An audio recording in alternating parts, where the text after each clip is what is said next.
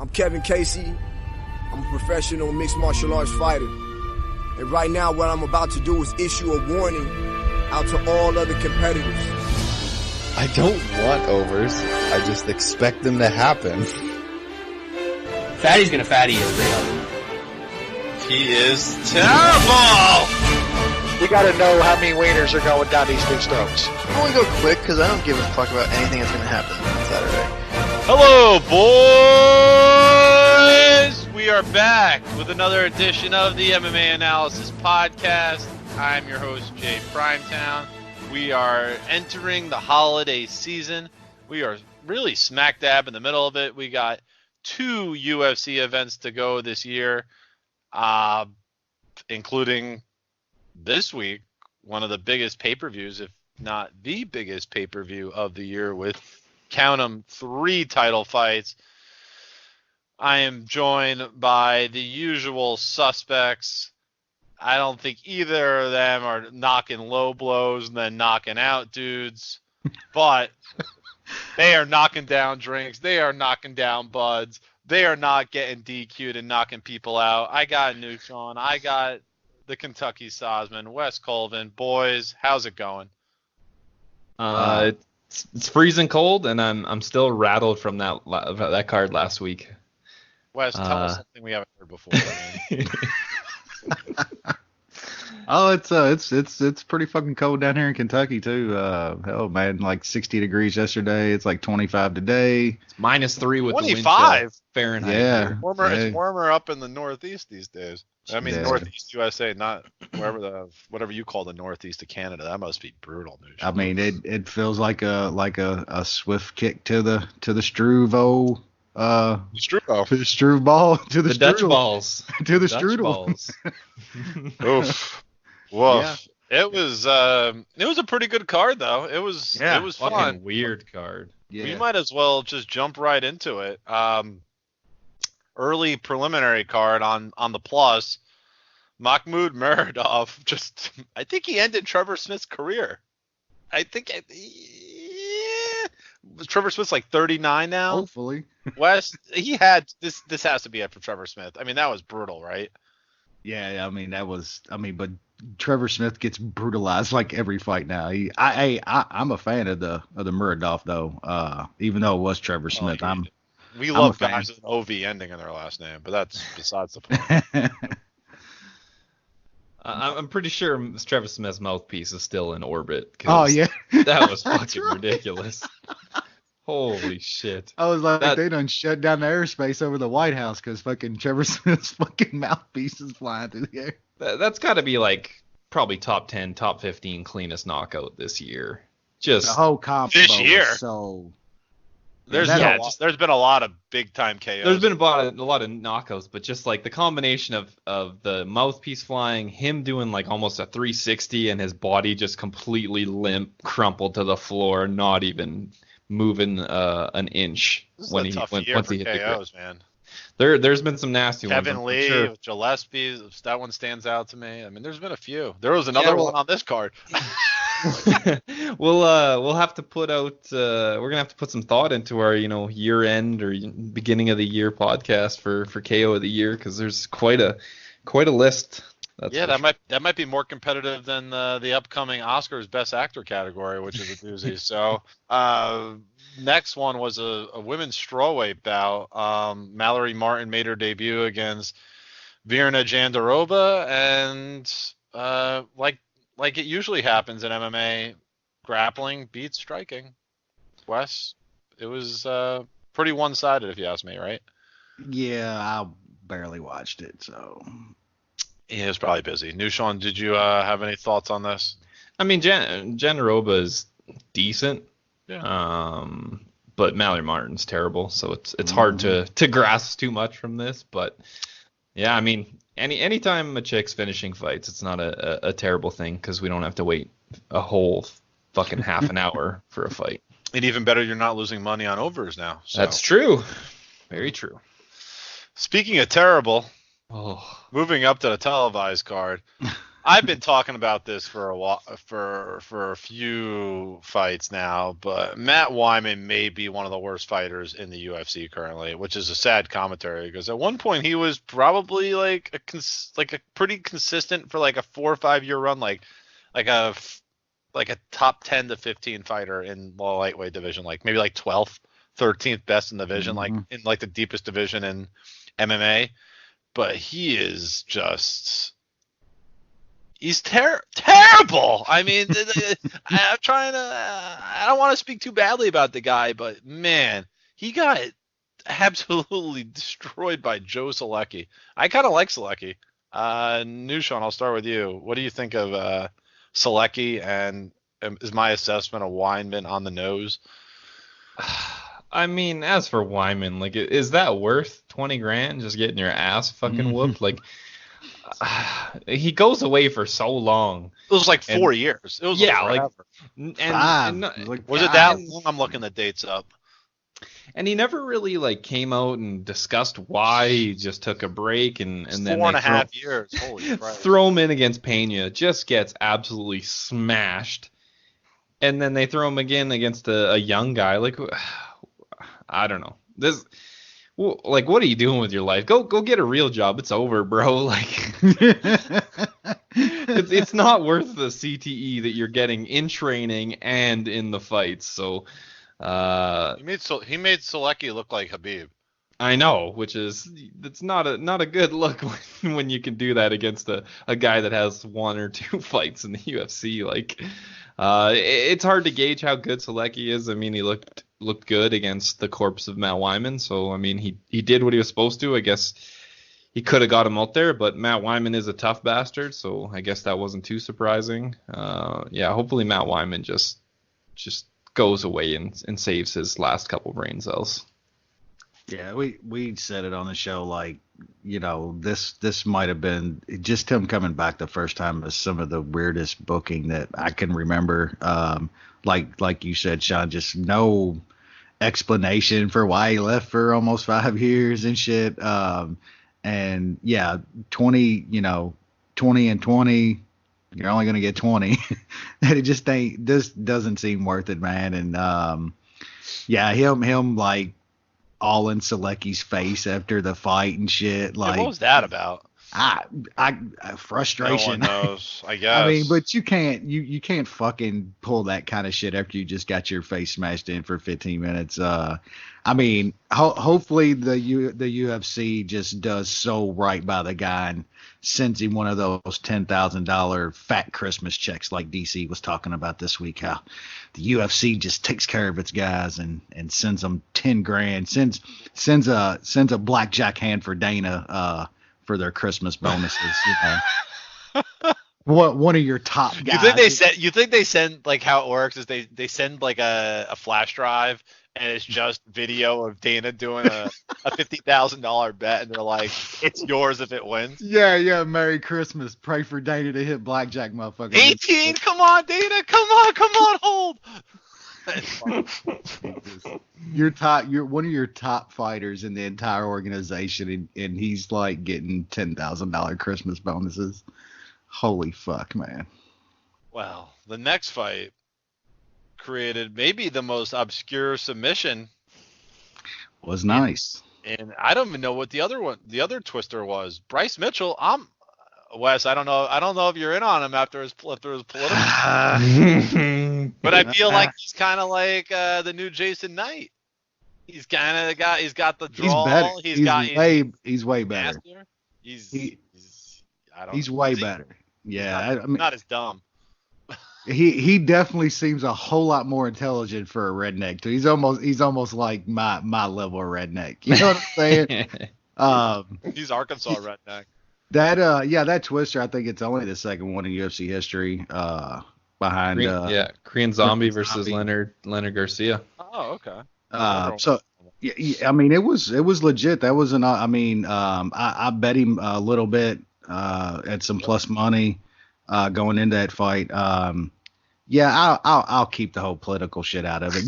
Good performance by Bryce Mitchell. That was an awesome submission, and I think the kid's pretty good. I thought he was pretty good coming off tough, and yeah, he's not running around in a orange fucking suit with a MAGA hat on reading fucking Donald Trump Jr.'s fucking made up book. So I'll let him slide a tiny bit. He just wants some goddamn camo shorts, Wes. That's all he fucking wants. I'll let him slide a tiny bit. He's trying to he's sending fucking him squirrel hunting pictures to Hawani trying to get him to eat some squirrel soup. So he's gonna get a little pass from me. If he can get Hawani to eat squirrel soup, I'm in. Oh, Jesus. Yeah, I bet Matt Sales here, and holy fuck was I wrong. I was like, oh, yeah, Sales probably can stuff the takedown. Instantly taken down. Like, and looked like an absolute fish out of water. Matt Sales just no, like, it was an awesome submission. Watching it, I'm like, what the fuck is Matt Sales doing? He's just letting this happen. But, I mean, I guess... He looked completely lost. Once again, I underestimated Bryce Mitchell.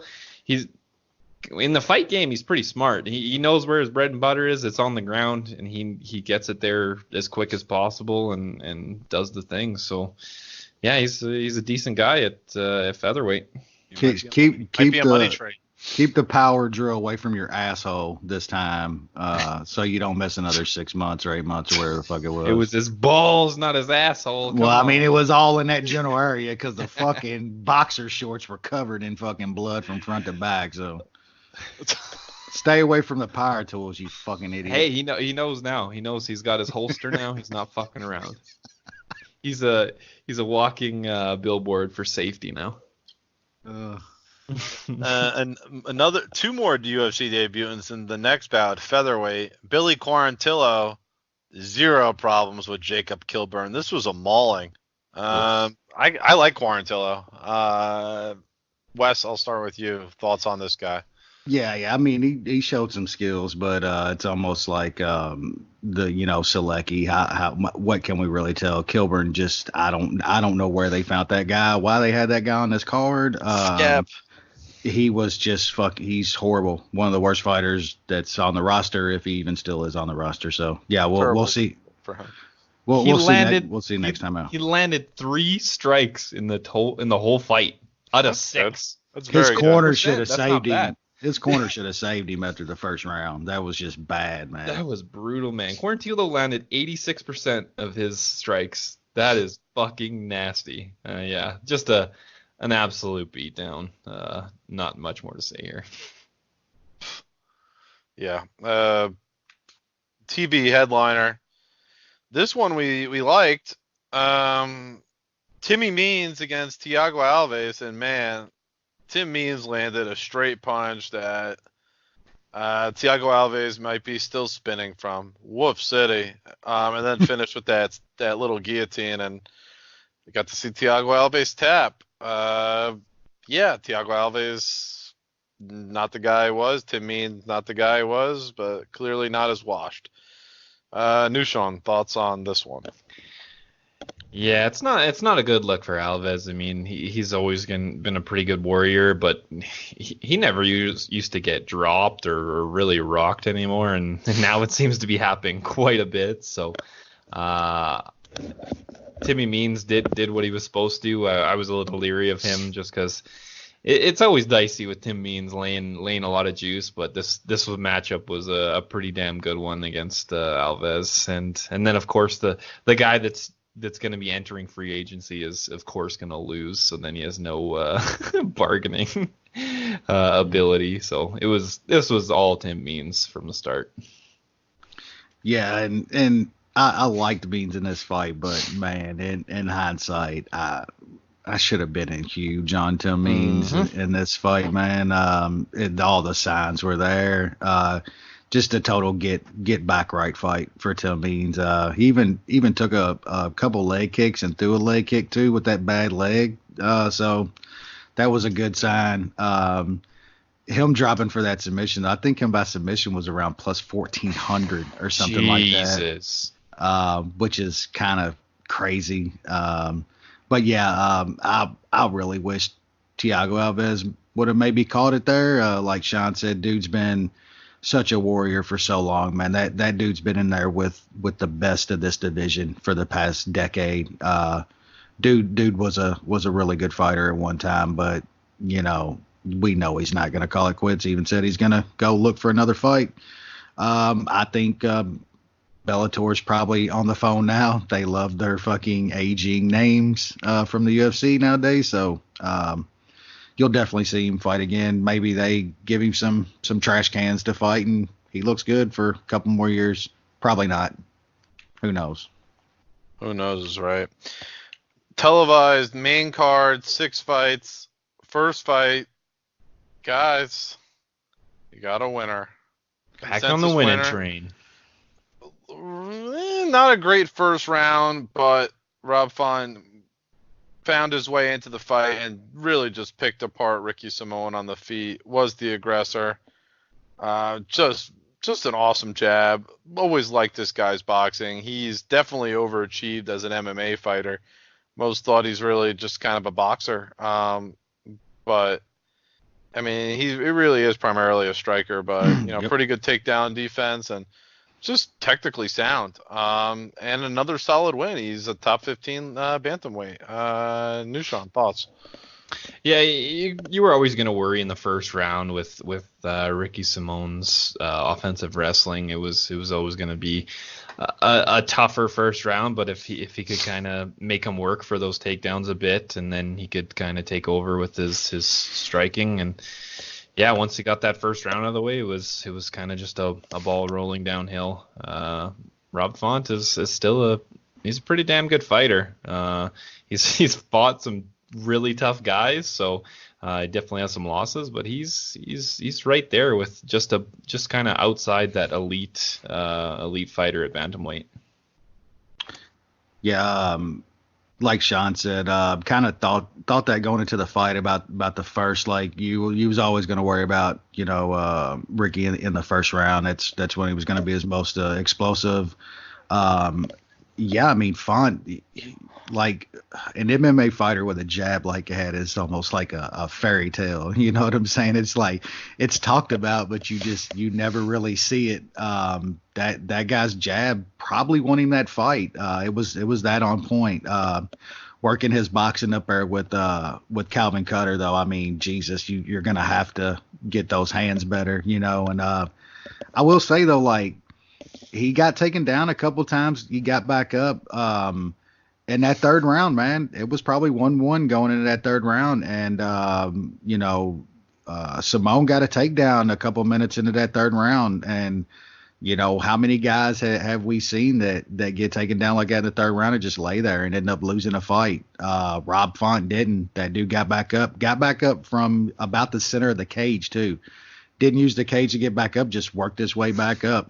That was very impressive, man. That's a skill a lot of guys don't have. Even guys that are decent at MMA wrestling and have good hands, they just don't know how to get up off of their back.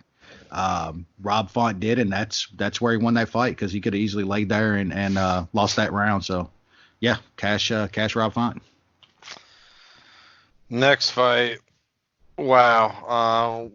Song Yadong is a friend. China Go is a friend of the podcast, but I think we thought that this was not a fight that he won. Well, he didn't win because nobody won, and what I thought was really questionable. Cody Stamann won this fight, in my opinion. Wes, are you in agreement with me? Did Stamann win this bout? Man, look, that we talk about it so much, man, but that was bad, dude. That was a really, really bad decision. I think I saw maybe one or two people saying something that the draw was right. Man, I guess so. In the heat of the moment, I was heated, man. I was questioning your fight intelligence, man. If you really thought Yadong won that fight, like, you're fucking batshit if you really thought he won that fight. Apparently 2 judges did, which is scary. That was not a draw, man. I don't see any way in hell how you don't get Stamann the second round. Agreed. I don't know. I still like China Go. I think that he's pretty good. I just think a lot of people underestimated Stamen going in that fight. I didn't think he should have been a dog like he was. I thought this was more of a pick'em fight. You got to almost go back and look, man. Look at the guy Stamen's fought, the performance he's put on. I really liked him going in this fight as a plus 180 dog. That was crazy to me. And he's good, man. Stamen is a good fighter. Like we talked about Bryce Mitchell, Stamen knows what he's good at, and he's smart enough to use it. And he used it for the most part in this fight, man. And they robbed that kid. That was bad. That's one of the worst I've seen in a while. There's no way he lost that fight. There's no way that fight was a draw. Put it that way. You know, UFC's judging is pretty bad enough in places that they go consistently when we talk about, you know, Vegas and California and shit like that. And then we get going to these places that very rarely get UFC fights. I mean, even fucking New York with their shit show just because of how new they are.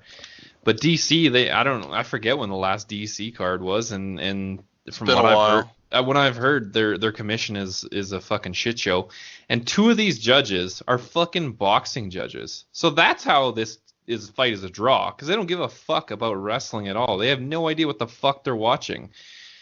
None of these guys have judged a fucking UFC fight before. And you're judging a main card fight on the UFC. Insane. It's absolute trash. And I mean, I guess we as gamblers need to look into this shit a bit more when UFC is going to these kind of lesser places where they don't have consistent cards, because that's even shitty enough. Like I said, UFC judging is shitty enough as it is, and then they go to these random spots and you it's an absolute roll of the dice what kind of judge is going to get tossed in to judge the fight that you're betting on. In my opinion, the first round was a coin flip either way. The second round, I thought he won it. Yeah, and fair enough. And the second round was Stamen's, and the third round was Stamen's. So that's how you get a draw, is with two boxing judges who don't know what the fuck wrestling is, or passing, or jiu-jitsu, or anything like that. Yeah, I mean, I didn't have big money on Stamen. I had just a half a unit on him, but that's still absolute trash. Yeah, because it was incorrect. I mean, Yitong even knew. He knew. He fucking knew he lost. We knew. Yeah. We all Everyone knew. Exactly. Everybody except these dumb fuck judges. That's exactly right. One thing, and I'll keep this short. The next fight, Aspen Ladd and Yana Kunitskaya, was broken down really well on last week's podcast. Ladd just way better physically, just stronger, and beat the crap out of Yana Kunitskaya on the ground after dropping her. Really good win for Ladd, as she continues to move up in this weight class. Nushan, quick thoughts on this one? A fairly uneventful first couple rounds, and I didn't see what the score. Did anybody tweet out what the scorecards were going into the third? Like, I know that's kind of when Aspen Ladd's the corner finally woke her ass up and told her to punch, because I mean, she does have the physicality to do some damage in this weight class, but she was fucking sleeping through the first two rounds. Like, I would not be surprised if she was down 2 rounds to none, especially with the fucking judging that was going on in DC. But yeah, it's hard to take too much away. I mean, we knew she's a physical, strong bantamweight fighter, but those first 2 rounds give you pause to back her next time, that's for sure. Yeah, I was on her in this fight at the line at I think around -150, but yeah, you're right. She was sleepwalking for a couple rounds, and I'll just touch on like her corner. I saw people kind of saying like, what kind of fucking corner advice is that? You know, you should be giving her like technical analysis and shit. Like, well, that shit wasn't working after the first yeah, that's for sure. And like, I don't think people really realize like fighting in the heat of a moment or something. It's like, you know, you're not usually taking in the most technical shit when you're in the middle of a firefight in a corner and shit. sometimes all you need in your corner is literally to be hyped up like that and to tell you, look, you're fucking losing. Do something or you're going to lose. And that's what all they need to hear at times. You know, like she was obviously the better fighter. She just needed to fucking be told, look, you're in. And it's way better than saying, oh, I think you might be up 2 rounds. You know, we're probably good here. You know, it's a whole lot better than that sort of Just advice. coast. So I had no problem with it, especially since it fucking worked. She came out and fucking knocked her ass out. And people's bitching about it like, oh, they should have been giving her technical advice. Like Sean said, yeah, the technical advice was working really fucking well up to that point, wasn't it? Fucking idiots. Jesus. Let's move on. Oh, man. I mean, I'm okay with it, but Stefan Struve didn't like getting kicked in the balls, that's for sure. Fair. And apparently getting kicked in the balls makes you lesser of a fighter, and Ben Rothwell knocked him out shortly thereafter and won the fight, and the crowd booed. Mm-hmm. Yeah, this was Nushan? classy. This was classy from the crowd, just booing the shit out of a guy that just got dick kicked twice in 2 rounds. And like not no glancing, like a legit fucking dick kick. The first time was so bad. This was just pure MMA right here. You Heavyweight MMA. Pure heavyweight MMA. You got dick kicks. You got fucking Big Dan trying to get Struve to fight. Dude, he's probably Thunderdam. winning and shit. Like, what are you doing? That's not your job, man. Just make sure he can fight. His balls are probably inside his body after those 2 kicks, and you're like, oh, come on, you got to get through 2 rounds, and then because you're gonna be up 2 rounds. Like, fuck you, man. You just caused the guy with a heart condition even more CTE. Like, I hope you're happy with yourself. The guy with the baby heart. Yeah. Like seriously, Tan Dan should be buying that dude's fucking walkers and shit when he's like 50, because he probably got his ass knocked the fuck out. You know what I'm saying? Like, there's no way Stefan Struve should have continued in that fight. He shouldn't have got up and kept fighting. I mean, he was obviously compromised. You know what I'm saying? I mean, dude's literally laying on the mat, fucking spread eagle, fucked up. Like, there's no way he should have continued fighting. I know people were saying that would have probably been ruled a no contest. Probably would have been. If it is, that's fucking stupid. You know what I'm saying? Like, those are the rules, though. If that. Well, I get that. Yeah, but you still have to keep it just like eye pokes, man. If you're poking people in the eye, if you do it enough, that should be a fucking that should be a DQ, because you are in charge of your limbs. So if you're kicking people in the dick and you're eye poking people, that's on you. That's all on you. If you were warned and you were gonna get a point taken if the fight continued and the guy couldn't continue, that should be a DQ. You should be done. And yeah, Struve shouldn't continue. And I think if he would have not continued and got a no contest there, I think that would have been a really, really strong case to go before commission and maybe have a fight overturned to a win for maybe the first time ever. Yeah. No chance. I'm sure so. He would have had a legit argument to go try to get that done. Did John Jones get his fight? With that's the deaf one different. turned over yet? Did it get turned over yet? It might have. Of course. 10 years later. Different.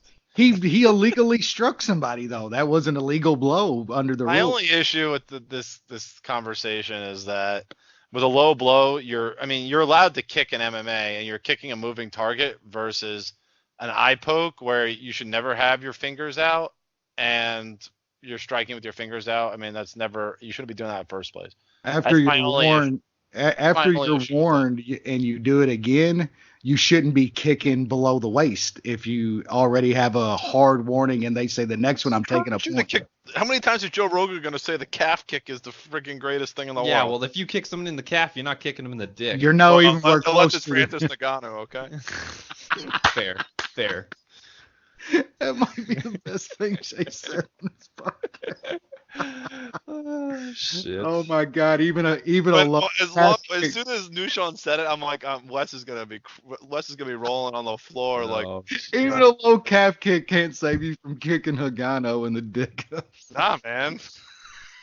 Why even kick against Ngannou? It's all gonna be a low blow. Anywhere, left, right, center. Oh, that's good stuff. Whew. Anyway, another draw Horrible draw. Should this fight have been stopped between Rodriguez and Calvillo?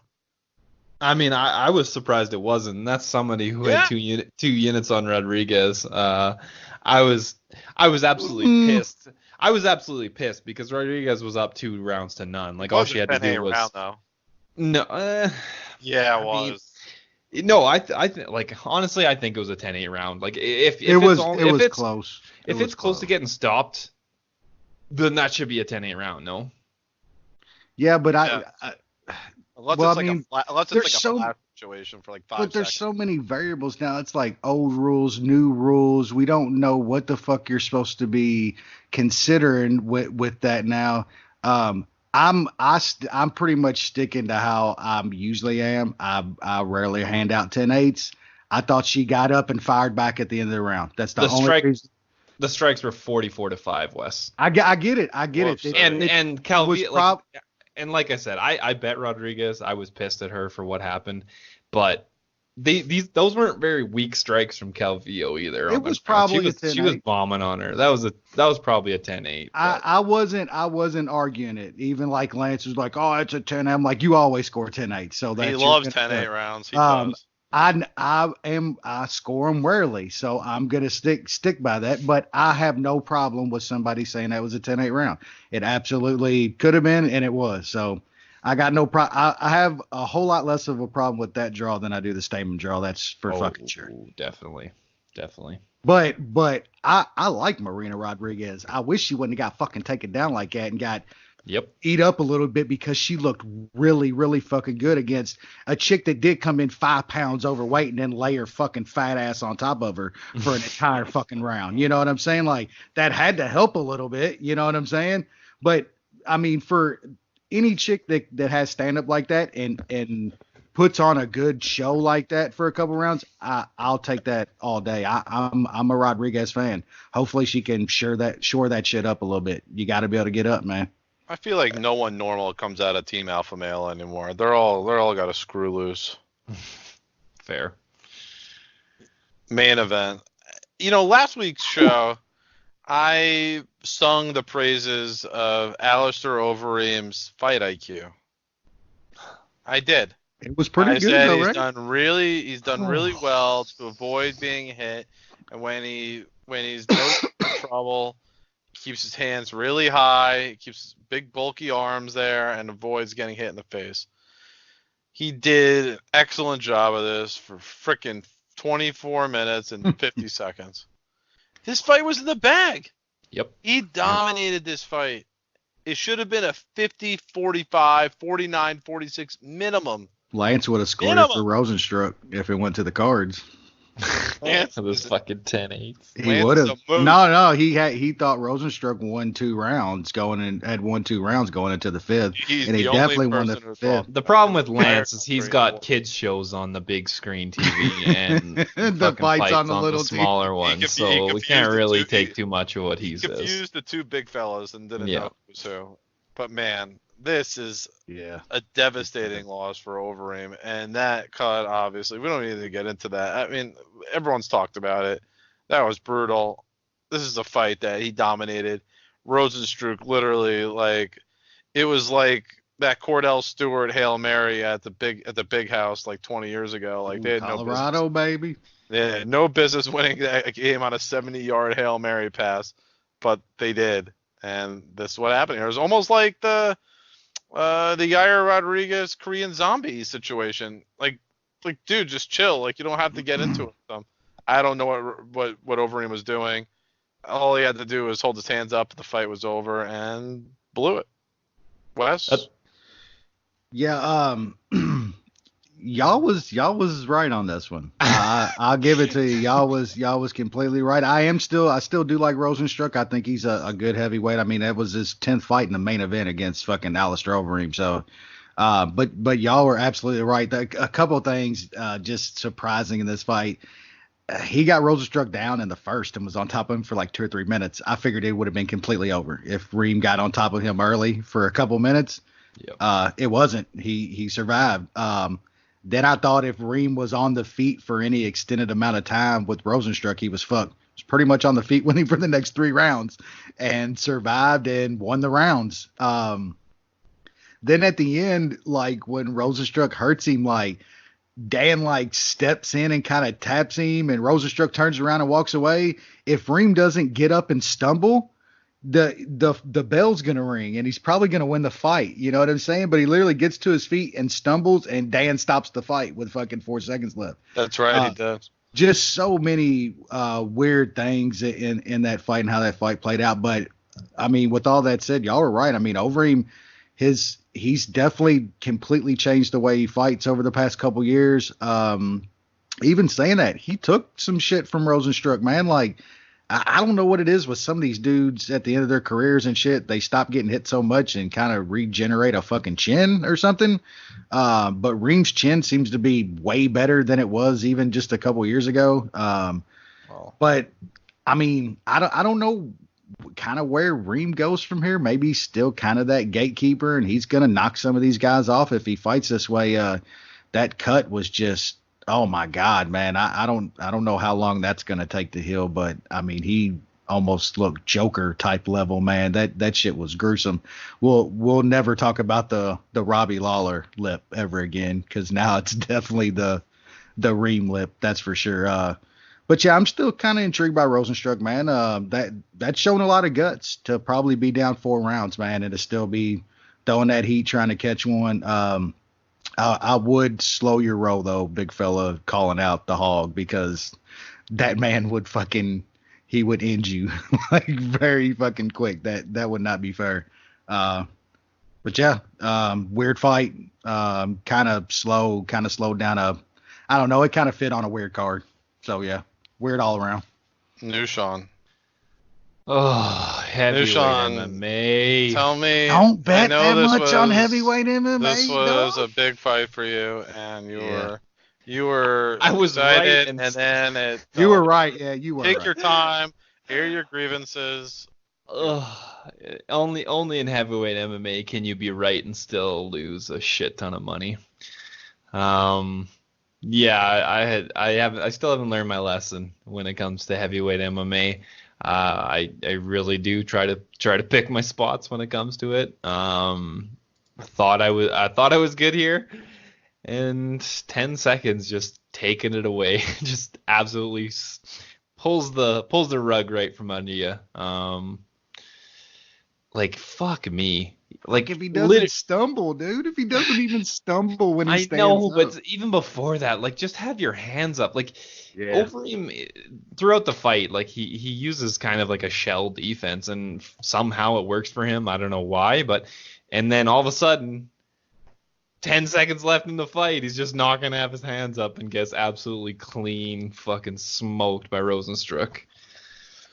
I mean, good on Rosenstruck for being there in the 5th, still throwing absolute heat.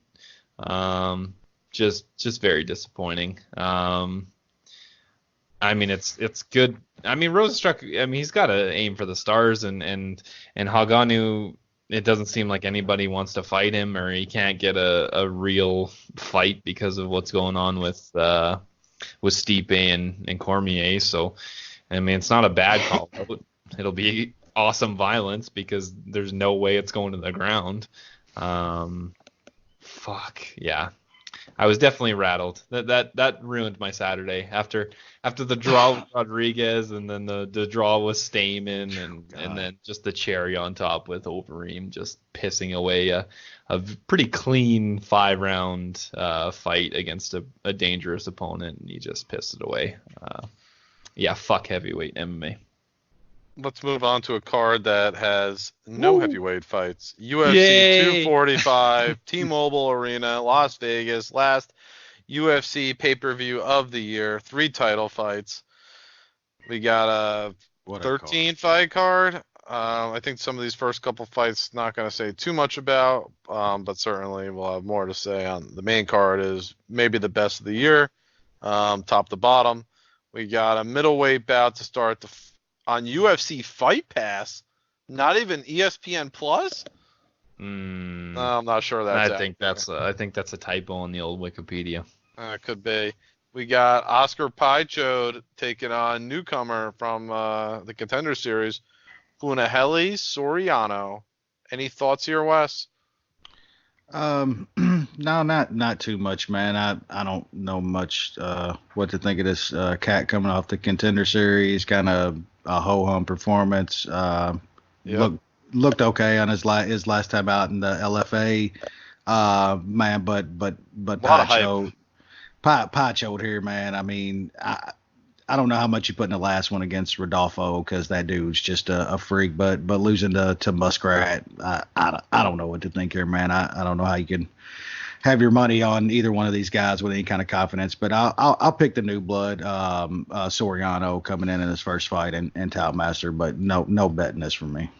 New Sean.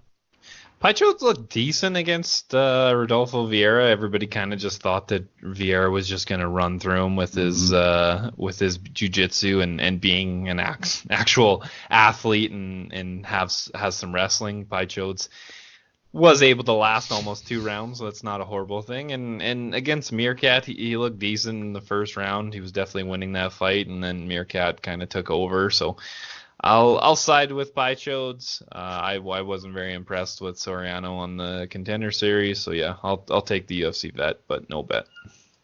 Yeah, I got Paicho to C-. This is tough because I think Soriano had a lot of hype on Contender Series and kind of was like a blah performance. Looks like a pretty good athlete, a lot of confidence.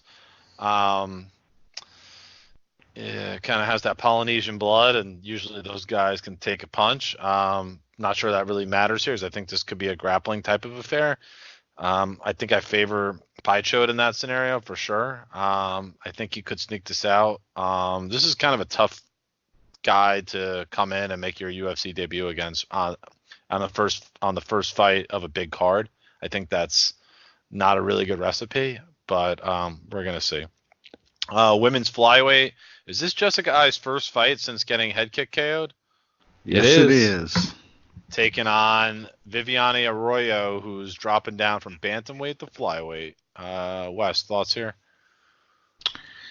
Yeah, probably any other time I'd probably lean Jessica Ai in this fight. But yeah, it's always tough to know where someone's at coming off of a knockout like it. That was just like an embarrassing level head kick knockout. I don't know. She's probably the slightly better fighter here, but there's no way I want my money anywhere near this. I don't know if I gets up to maybe 2-1 or something, I might take a little shot on her, but she'll be the pick, but no bet is right now. Nushan. I think if you're gonna play Jessica Ai, you probably take her by decision at like plus 229. She is an absolute decision machine. Whether it's, Shevchenko finished her, but other than that, she hasn't gone to the cards before that since 2014.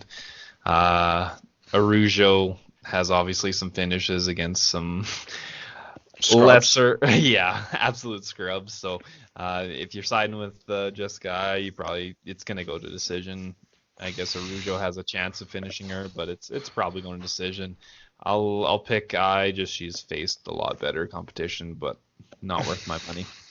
Got Arroyo a C-, Ai a B-. I don't care if Arroyo's coming down from bantamweight. I think Ai's just a better striker. I like the new Sean angle. Ai has been a decision machine. Like, she's a decent striker, but she doesn't have mega power. I like Ai here by decision. That's a pretty good bet. Let's move up to the next bout. We got a pretty good flyweight bout here.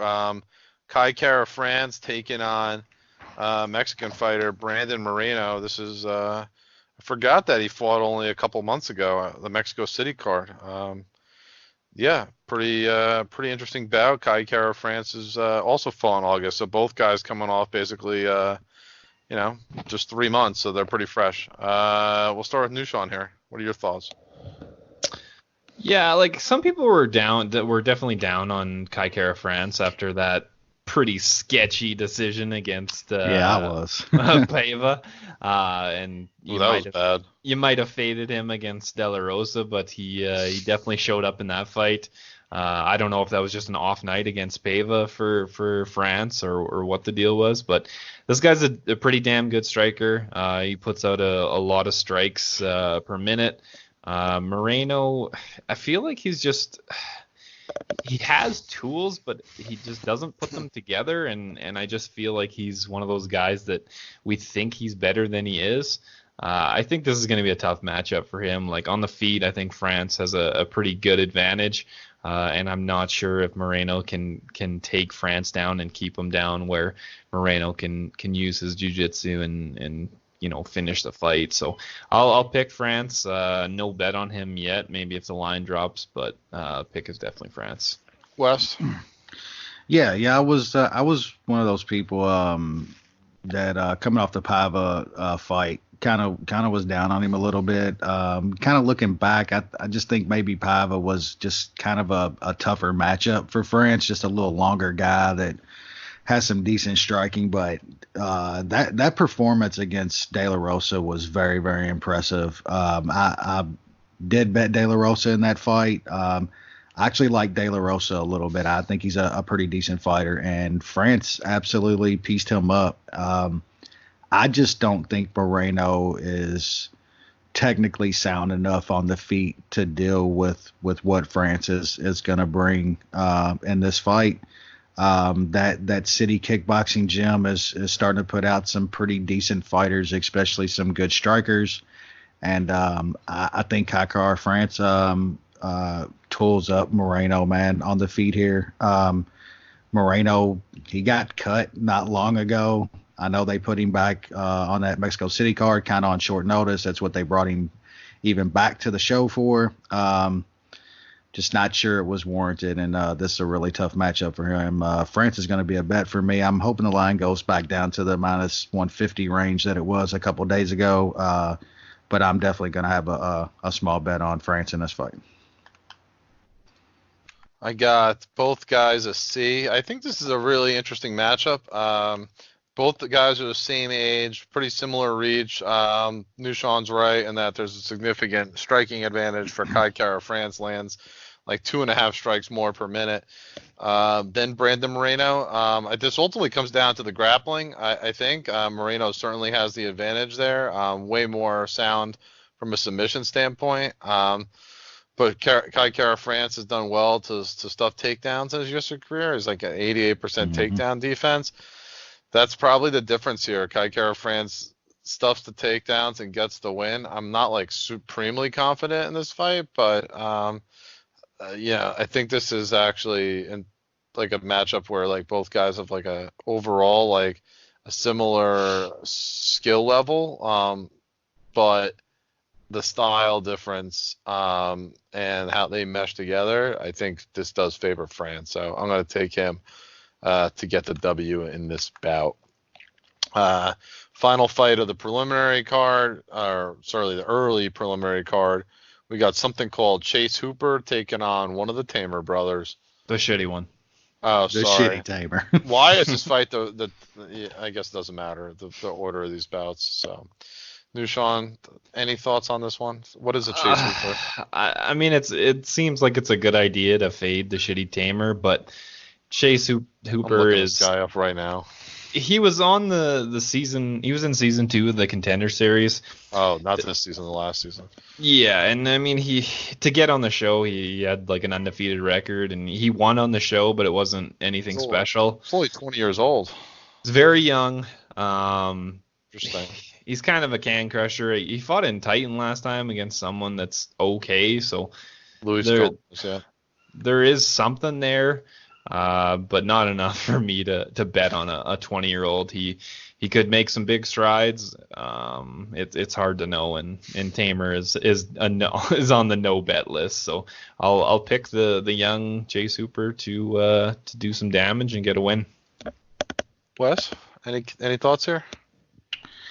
Yeah, kind of the same as Sean. I don't know exactly what to think of Hooper yet, but man, there's no way you want your money anywhere fucking near the shitty Tamer. I'll probably Hooper's going to be the pick, just a younger, fresher guy, and maybe at like 20 years old, those guys down there seem to take leaps from fight to fight. So banking on him taking another leap up in and his skills. And like I said, keep your money far away from the shitty tamer. Yeah, I really don't have too much of a thought, but yeah, I've seen enough of Tamer where he's not a guy you can trust. So I'll go with the young guy. I think that's definitely an intrigue. Someone that young, there could be a real jump in skill. Looking forward to this fight. Been looking forward to it for a while. Good way to start a televised card on ESPN2. We got the return of the immortal Matt Brown. Wow. At 38 years old. First fight since November 2017. 2-year layoff. Taking on Ben Saunders, Mr. Fort Lauderdale himself. Coming on a 3-fight losing streak. All those by finish. Let's start with Nushan.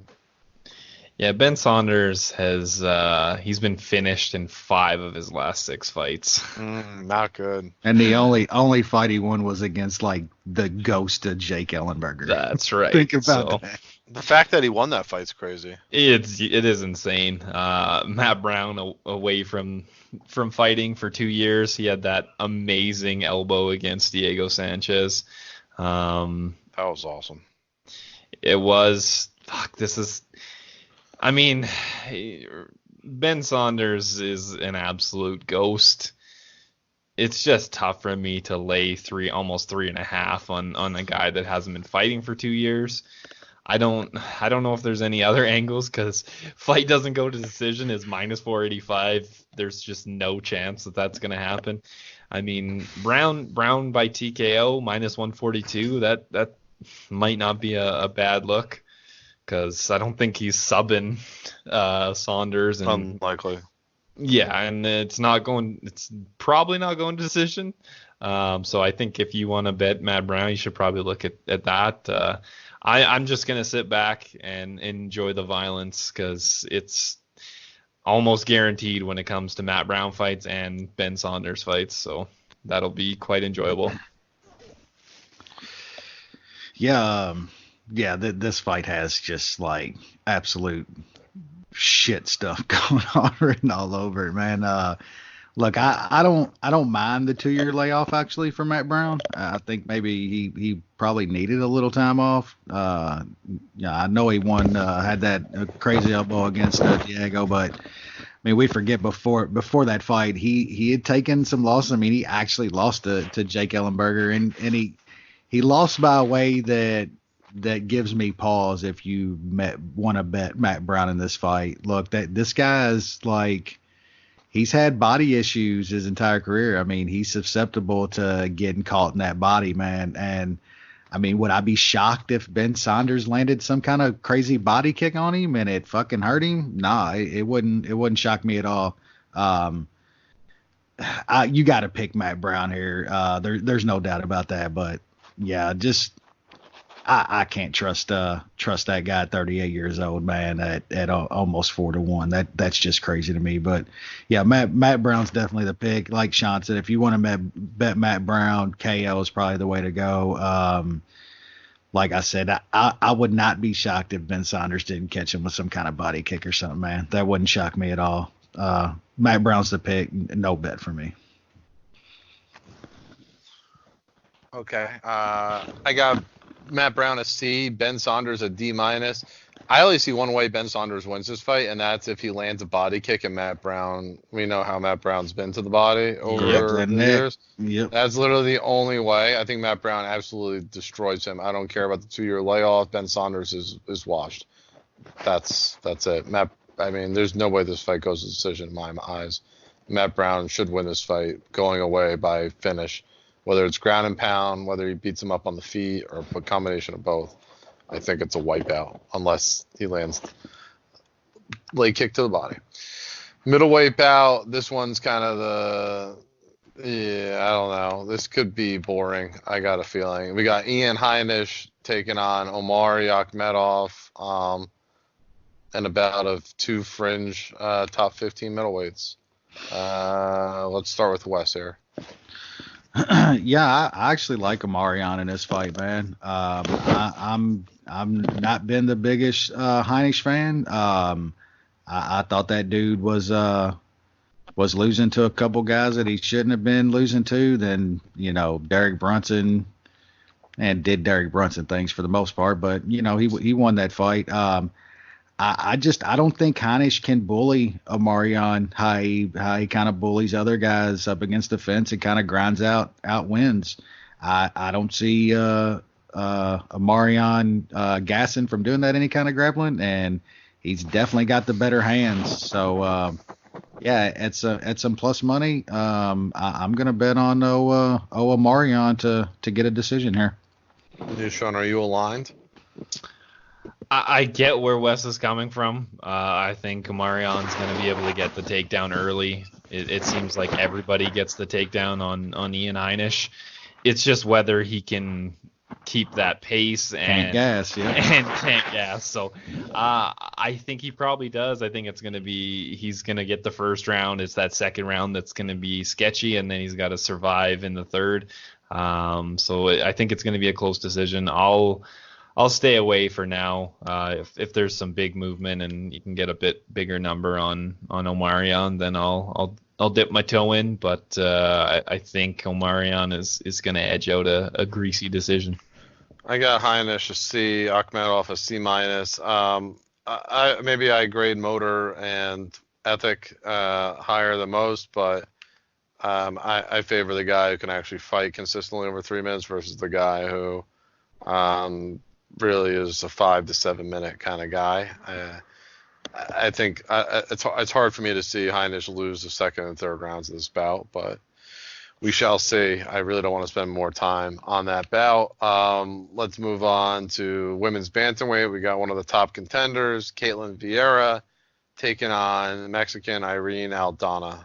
Nushan, thoughts here? Vieira kind of had a bunch of hype, and then she hasn't fought since 2018. How weird is that, right? Yeah, she got a knee injury. She's won all of her fights. I mean, she's 10-0, so it was a split decision against Kazangano. I think I definitely gave her the edge there. And then people were kind of talking about her maybe fighting for the title, and then I guess she got hurt and really hasn't been heard from since. These are definitely some conflicting styles.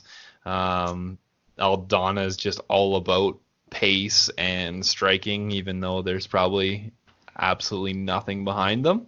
And Vieira is just trying to take you down and get you and kind of smash you on the ground. It's tough for me to back a fighter that's been out for over a year and a half against somebody that's pretty active. This will be Aldana's fourth fight in 2019. I know Aldana's not great, but I might have to pick the more active fighter. But no chance I want to have money on Irene Aldana. Over 2.5 is -370, so that's not really even worth my time. But I need some points in Teltmaster, so I guess I'll pick Aldana. Wes? Yeah, if Vieira hadn't been off for 18 months here, I'd probably definitely have a bet on her. I just don't see how Aldana consistently stops a takedown in this fight. She throws a lot, but I don't think she's got anything on those punches that's gonna get the respect of Vieira to kind of keep her from shooting in for those takedowns. And I'm not sure she gets a sub here. She might eventually work for a late sub, but I just can't see Aldana consistently stopping these takedowns. It's all like I said, all dependent on what Vieira shows up after 18 months off and an apparent knee injury. So, pick's going to be Vieira, but I don't want my money anywhere near this fight. Yeah, this is not a fun fight for sure. I got Aldana a C, Vieira a B. I think it comes down to takedowns, and I don't see Aldana stopping them. I just don't. Vieira has impressed me in the UFC. I think she's been undervalued. I think she continues to be undervalued. And yeah, she gets top control, she wins. I think it's as simple as that, and she should be able to in this bout. Moving up, we got The preliminary main event, it should be a banger. Maybe one of the best fights in the card. Jeff Neal, Wes's boy, Platinum Mike. 2%, baby, 2%. I can say it. He's got 2% memory. Yep. Wes, I'll let you start. How about that? I actually don't know how good of a fight this is going to be necessarily. I think it's going to be action and then just and crazy, but I think this is a really bad matchup for Mike Perry, man. Jeff Neal is the real.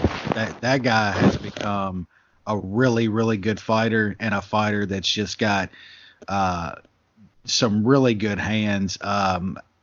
I can't see Mike Perry standing with Jeff Neal for too long. Let's not forget that he's coming off just a mangled fucking beak, man. I'm not sure if it's going to take 2 to 3 punches before that nose is busted up again, because it's really not been that long since the dude literally had to get his nose reconstructed. This is a bad fight for Mike Perry, in my opinion. I love Jeff Neal here. I'm going to have him worked into a parlay or two, that for sure.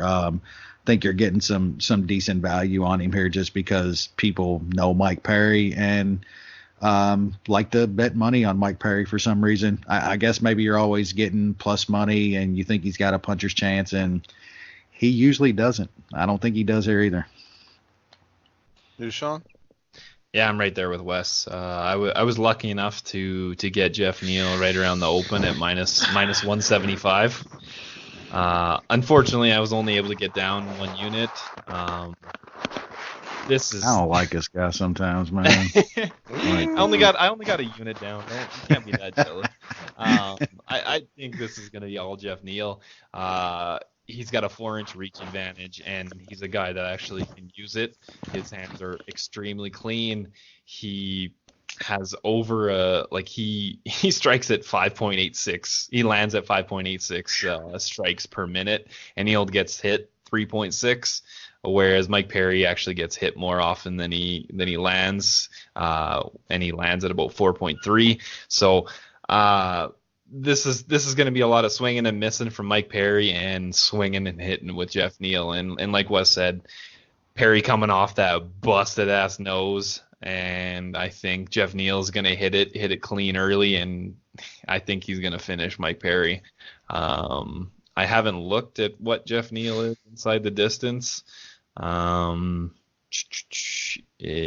by TKO is only plus 160. I was kind of hoping that was a bit higher, so I'll just leave it as it is.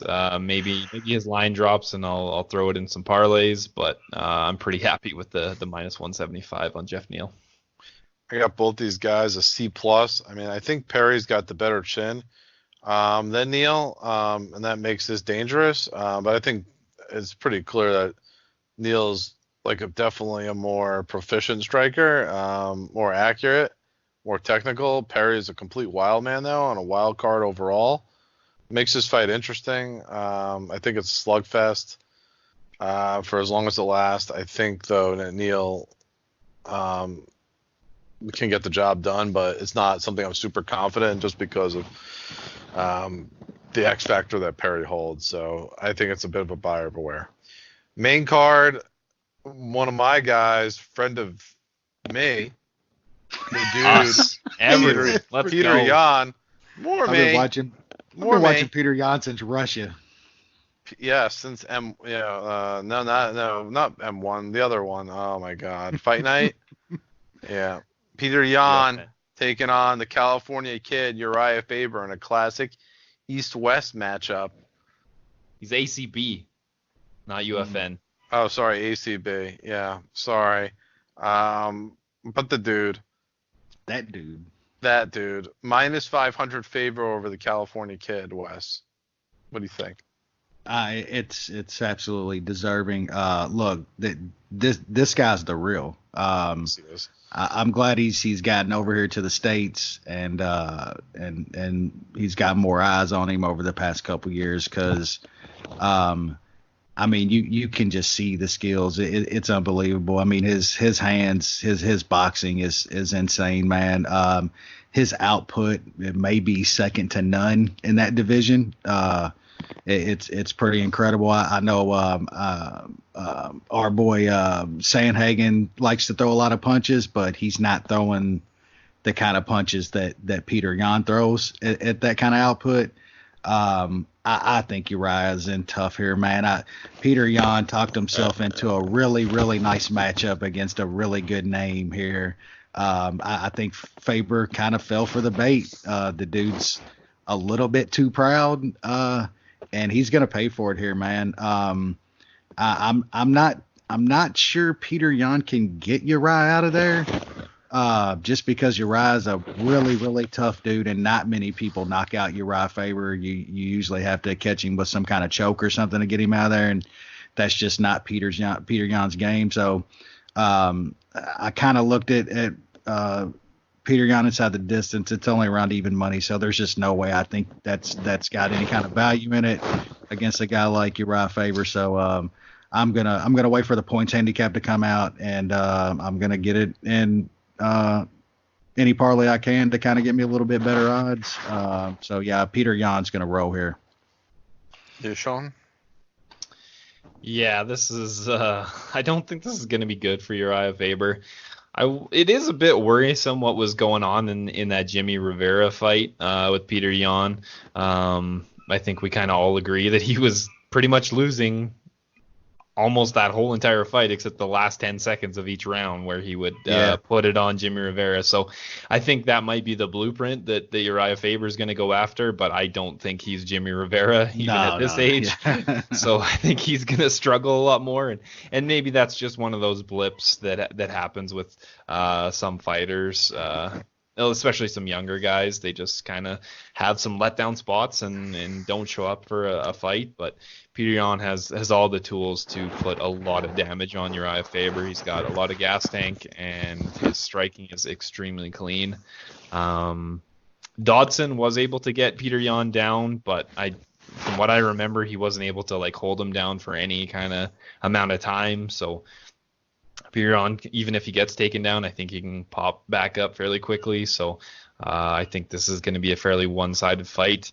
I haven't really decided if I'm going to play the points handicap when it comes out, just because of that Jimmy Rivera fight give me a little bit of pause. But I think Peter Yan should win this fight fairly easily. I got Faber a B-, Peter Yan A-. Yeah, I mean, there's two guys going in opposite directions. I know Faber had a nice win over Ricky Simone, but in his return fight, but this might have been a fluke. Could have been a fluke, and facing a guy that's completely different. Yan has a great chin, pretty darn good takedown defense, really good volume, really technical, hits with power, can do a lot of everything. Faber, I mean, he's got some power, pop in his hands, but he still kind of wings punches. Takes too long to set up. The speed gap here is astronomical in the striking exchanges. And if Faber even goes for takedowns, I don't think he's going to be able to hold Yan down for long. I like Yan here. He's going to win going away. Clear victory, possibly, even probably by decision. Very interesting bantamweight matchup. Very interesting bantamweight matchup. Former title challenger Marlon Moraes taking on former featherweight kingpin. First fight at bantamweight, Jose Aldo Jr. Wes, how does Jose do at bantamweight? Is he even close to the same guy he was at featherweight? I mean, I don't see how there's any way that he could be that, man. He doesn't look good to me. I think this is a really, really bad idea. I think if Jose really wanted to keep fighting, he should have stayed at 145. I mean, he's not a title contender there, but it's like you lost to the guy fighting for the title. Coming off of beating a title contender and Jeremy Stevens. I mean, those are really good wins, man. You know what I'm saying? I get it. He's trying to late career title chase, but I don't think it's a good idea, man. He looks really rough to me. I know there's that pick today to where, I mean, I don't know. I think something bad's going to end up happening to somebody here eventually, and I hope it's not Jose in this fight, but it just can't be good, man. The picks the past couple months of him doing these pre-fight weight cuts and shit to make sure he can get down. He looks like a fucking cancer patient or something, man. It's just it's not a good look. I think Moraes should win this fight, man. It just Jose's Jose, man. Would it shock me if he pulled something off like he did Stevens, catch a body punch or some kind of head kick? No, I mean it wouldn't shock me, but man, Moraes carries some pretty big power, dude. I don't think he's got to worry about sort of like gassing like he did against Cejudo, because I think Aldo's going to be having to worry about gassing himself. That dude was gassing hard at 145 and had to start slowing his pace to not gas out so hard later in the fights against Max and stuff. So I don't think Moraes is going to have to be the one worrying about gassing out in this fight like he did against Cejudo. And man, I just think his power is going to be too much against man. Aldo just looks bad to me. It all comes kind of down to that weight cut and shit, man. It can't be good. It definitely can't be good for his chin going down. So I like Moraes here. Man, I've never bet against Aldo in my life. I've literally bet on Aldo in every fight he's been in, I think, over the past 8 or 9 years. So this will probably be the first time I don't bet on Aldo, but I can't bet against him. So Moraes is going to be the pick, but I can't bet against one of my all-time favorite fighters. You, Sean? Such a weird fight. Very weird. Moraes coming off that KO loss to Cejudo. Aldo getting, fairly easily beat in a way that we haven't really seen before against Volkanovski, and then dropping down in weight, and we don't even know if he's going to make weight. And this screams just stay away. Maybe I'll be kicking myself for not grabbing Moraes at, when he was at minus 180 or even what he's at now, with just how depleted Aldo might be. But I would just rather stay away, and hopefully it's a good fight and nobody gets too hurt, because I like both these guys. But this is just why Aldo. I always thought Aldo would go up to lightweight later in his career, but he's going the other way, so it's just bad news all around. I'll pick Moraes, and hopefully Aldo, nothing bad happens in this weight cut. It's got both these guys in A, but it's very difficult to really know where Aldo is. I mean, I just think that Aldo struggled to make featherweight, and now he's going to go down another 10 pounds to bantamweight. We've seen how weight cuts have been for his running mate Enan Brow over the last few years. You just hope it's not going that way with Aldo too. I mean, Moraes is still one of the top fighters at bantamweight, still fresh, obviously coming off a loss, but this big is tough. Power. Very, very tough for Aldo. Very tough to get the W. I have to pick Moraes here, but I mean, we've seen Aldo get some big wins not too long ago. I mean, he knocked out Renato. Yeah. He was a legit fighter. He should have stayed there. Should have stayed at 45 if he wants to keep fighting. I agree. We'll see. Now we get to the not televised. Well, it is televised, but the 3 title fights on the card. The first is, I guess at this point you could call her the greatest female fighter of all time, Amanda Nunes, defending her title against Germaine de Randamie, kickboxing extraordinaire. Wes, thoughts on this title fight? Yeah, I'm on the money train again. Shoot. I love Amanda Nunes in this fight. I've bet Amanda Nunes almost every single fight since Nashville when that streak started. The one time I didn't, holy shit, she looked as great as she ever has against Cyborg. And oh yeah, she's hands down, easily the greatest female fighter ever. It's going to be a while for anybody surpasses her. I mean, we watched Amanda Nunes like smash Duranda May, and she's 2 or 3 levels the fighter she was at that point. I think you're getting kind of a bargain here, man. I mean, I think Nunes should be double this price. Maybe I'm crazy, but I think this is one of those fights that, since it's MMA, you're getting value in a minus 300 favorite. I really do. I'm going to have Nunes in a couple things. Her points handicap and probably by TKO as well. I think that's around plus 135 or so. She's going to knock out Duranda May. It's going to happen. I love her in this spot. I think you're getting a hell of a price at even 3-1. Usman, you jumping on the West train here? You betcha. I think Amanda Nunes is just a better fighter. I think Amanda Nunes, if she wants to, she can take this fight to the ground. It's kind of like she did in her last fight and smash her on the ground.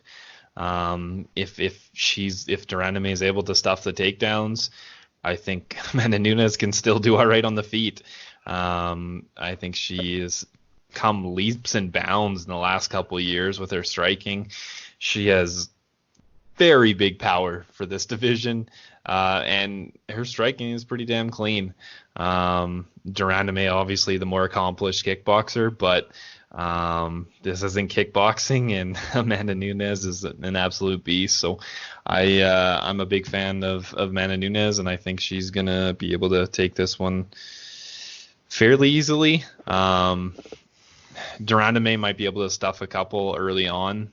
But if this gets to the ground, I think Amanda Nunes will be able to pass fairly easily and then do pretty big damage on the ground. I got Nunes by TKO or decision at minus 110 for 2 units, and I hedged that a bit with Nunes by sub at plus 550 for half a unit. So I'm on Nunes for about 3 units. So I like her a lot in this spot. Duranda May an A-. Amanda Nunes, the best female fighter in UFC history, is an A++. I mean, these two have already fought. Nunes took Duranda May down in the first round and scored a TKO. Nunes has gotten better since then. Her striking's better. Her grappling's better. She's going to win this fight. If I'm her, why even fight on the feet? I mean, but at the same time, she fought Cyborg on the feet and lit her up. There's a lot of advantages for Nunes here. Really, in the grappling and the exchanges, that's really where the advantage is. I think Nunes wins this fight and does so rather easily. It's Amanda Nunes is one half of our consensus parlay on this card. We'll announce the other half in a bit.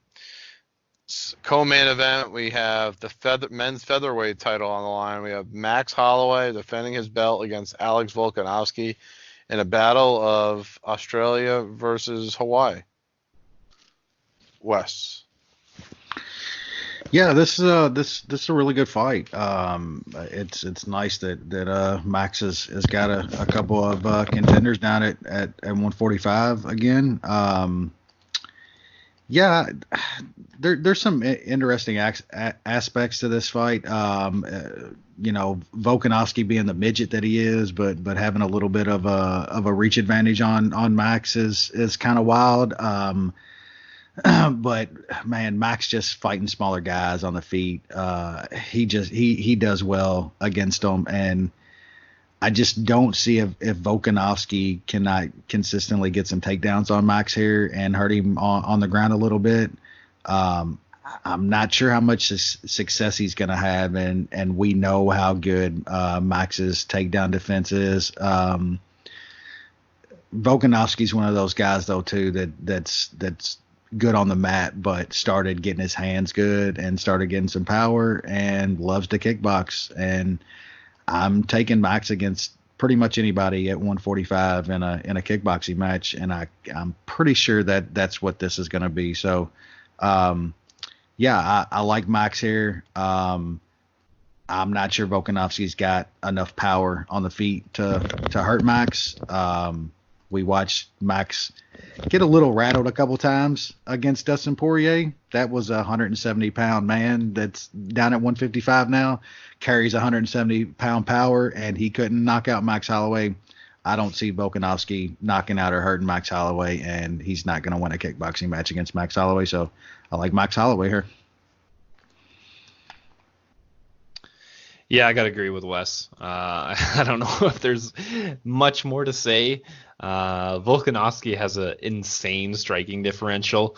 A lot of that was a bit of stat padding early on in his UFC career against the likes of Yusuke Kasuya and Mizuto Hirota and Shane Young and Jeremy Kennedy. But like he's done fairly well against the more elite fighters at 145. Mendez was able to clip him, and it got a little sketchy there for a bit. But he put on a hell of a performance against Jose Aldo, and the only person we've really seen do that type of thing to Aldo is Holloway. Holloway, on the other hand, like I guess people are a little bit lower on him after the Edgar fight. I was there live. I expected him to do a little bit better against Edgar, but Max, he doesn't have huge power, so he relies on guys just striking guys and hit him a lot and them kind of tiring out, and then it just snowballs from there. And Edgar's a tough guy to do that against, so I kind of give him a little bit of I'll let him get away with that a bit against Edgar.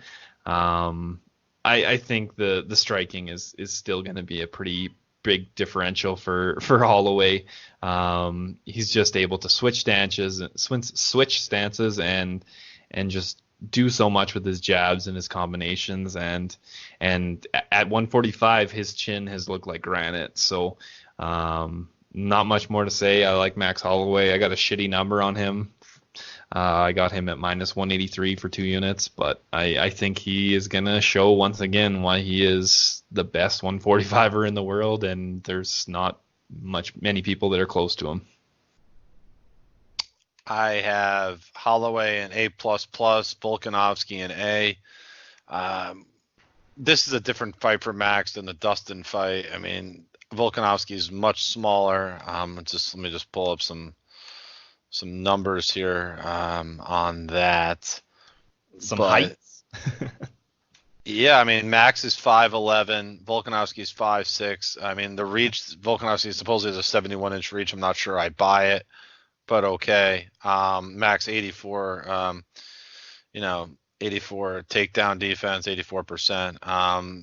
Volkanovski does have a pretty high output, but it's because he's gotten a lot of guys to the mat and then just kind of rumbles with ground and pound. Max on the feet just throws so much more.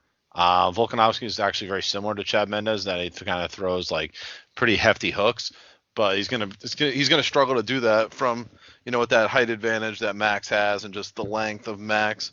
Overall, I think this is a big fight for Max to show off his skills, and I don't see how Volkanovski keeps up with the pace that Max puts in terms of the volume on the feet. I think Max is going to hurt Volkanovski. I mean, Volkan was clipped by Mendez. His chin is not elite level. And once Max has Alex Volkanovski hurt, it's going to be really hard for Volkanovski to come from behind.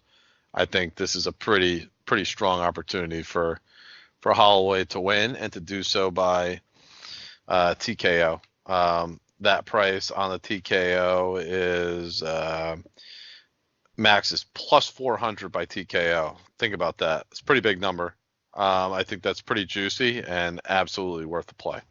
And Max is our other piece of our consensus parlay. It's Max Holloway and Amanda Nunes. So 2 fighters to retain their titles. Noosh on that pays what now? Plus 108. All right, plus 108. So small plus money on 2 longtime champions retaining their belts.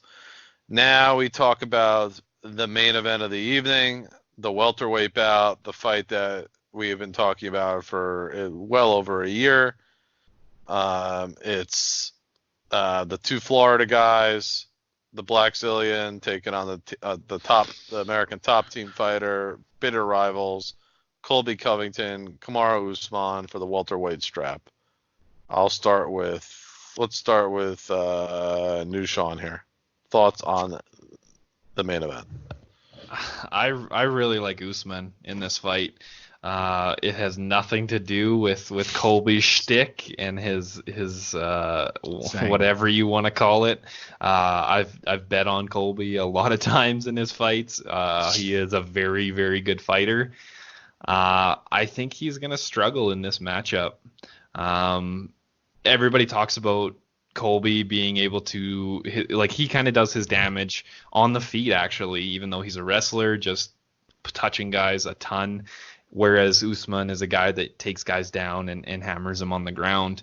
Colby's able to do that because he's never really fought a real wrestler or a guy that's going to, fake the takedown. I think that is going to really limit his amount of strikes that he can throw because he is going to worry about Usman taking him down. And I think Usman is going to be able to take him down and hold him there. I think Usman has a very good top game. Colby's been taken down in his career. Dos Anjos was able to take him down 3 times. I mean, they weren't big takedowns. They didn't last long, but he was able to do it in the 4th round of their fight. Stun Gun was able to take him down earlier on in Covington's career. Usman really hasn't fought the level of wrestlers that those guys are, so that's kind of why he has 100% takedown defense. But Usman, more power.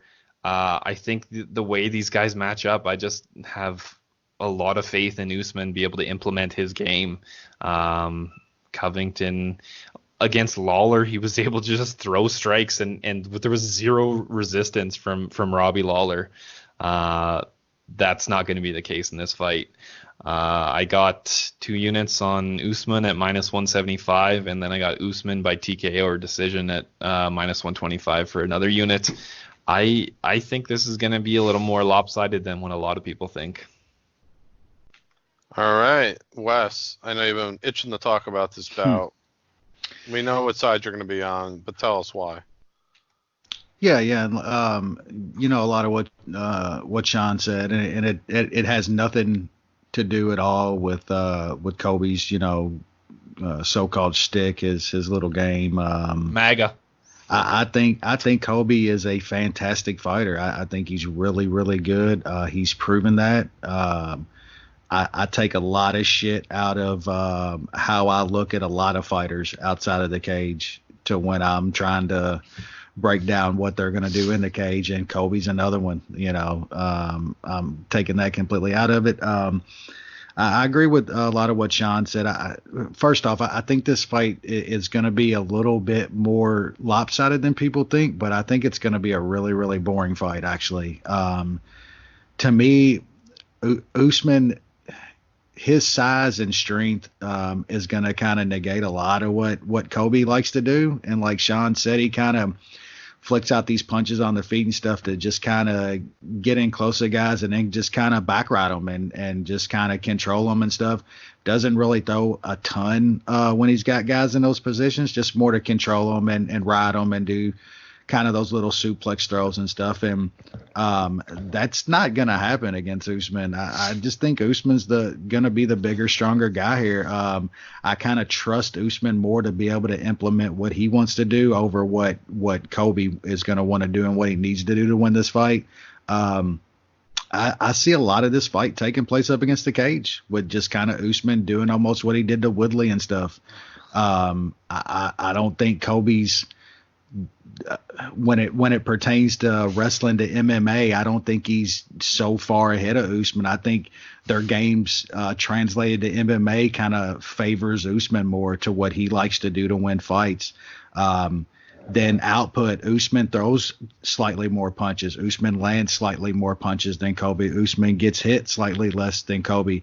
I mean, Colby was getting the fuck pieced up out of him by Damian Maia. Usman's going to be able to land a little bit of stuff. like Sean said, Kobe's been taken down by guys in the past with not the wrestling that Usman has. Usman's never been taken down.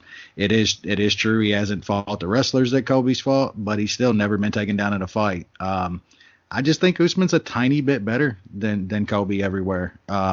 So like I said, I think this is a little more lopsided than people think it's going to be. I also think it's going to be a rather boring fight. It's going to be Usman kind of controlling Kobe against the cage, landing little pot shots to take rounds, and probably gets to a decision, probably gets to a boring decision. So, yeah, I like Usman here, Usman by decision. And, yeah, I'm definitely going to be betting him.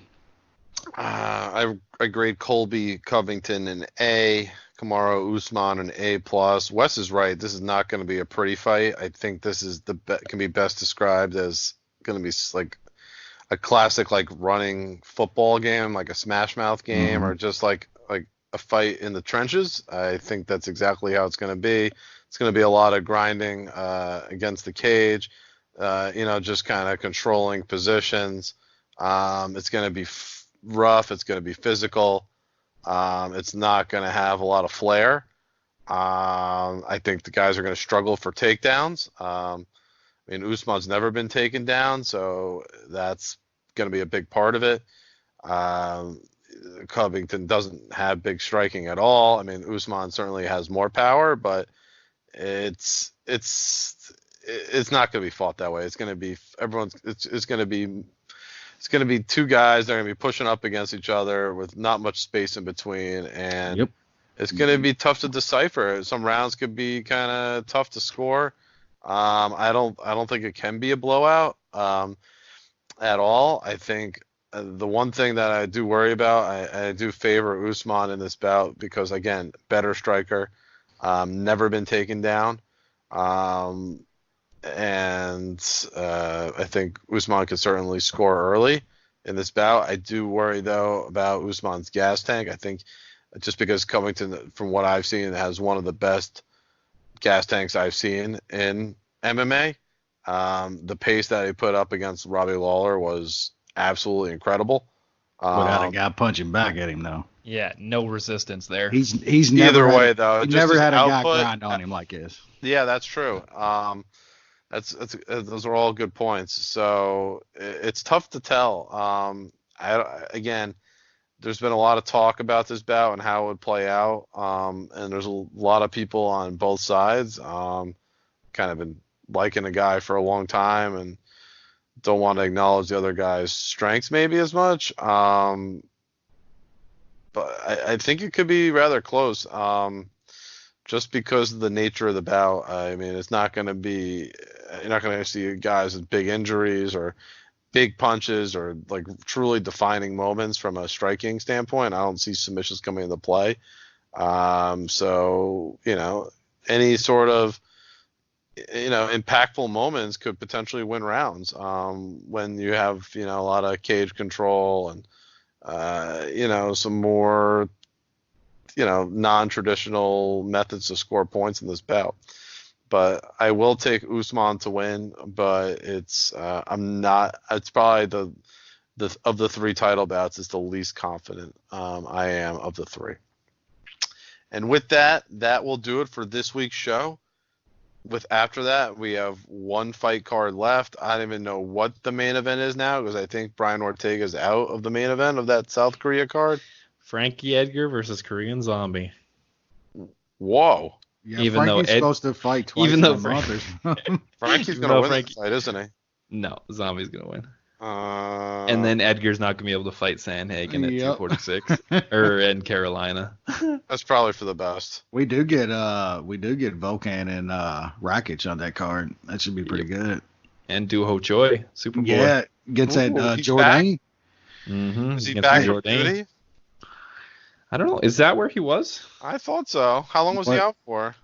Yeah, he got an injury or something, I believe. I thought he was on duty. No, because he fought Jeremy Stevens in 2018. Yeah, he had an injury. He's been out for... I thought it's an 18-month layoff. Yeah, well, yeah, it's almost a 2-year layoff. Then maybe that it might be then. Don't you got to do like 4 years or something? Yeah, I thought it was like 4, wasn't it? I thought it was a year and a half. Yeah, it's a decent card for South Korea, and that'll wrap up the UFC schedule for 2019. Fun times. Feels like 7,000 fights this year. Wait, Duho Choi's fighting one of the Jourdain brothers? Yep. Canadian pound for pound number 6? Something like that. Yeah, with a win over a guy like that, he could move up into the top 5. Big time. A lot of flexibility in those rankings now. That's right. All right, that will do it for this week's show. We'll see where we are next week. I mean, I'm going to be traveling, so we'll see if we can get another show together. Jay going down to the Redneck Riviera, ain't he? Someone's got to do it. Someone's got to take notes and he's going full Florida man down there. Watch, Jay going to be on the fucking news. I'm gonna catch an alligator. Oh, that's good shit. I'm gonna get him on a golf cart. I mean, that's the only way, right? Yep. All right. Well, again, here we are. Big fight card this weekend. Enjoy the fights, and we'll be back. Take care.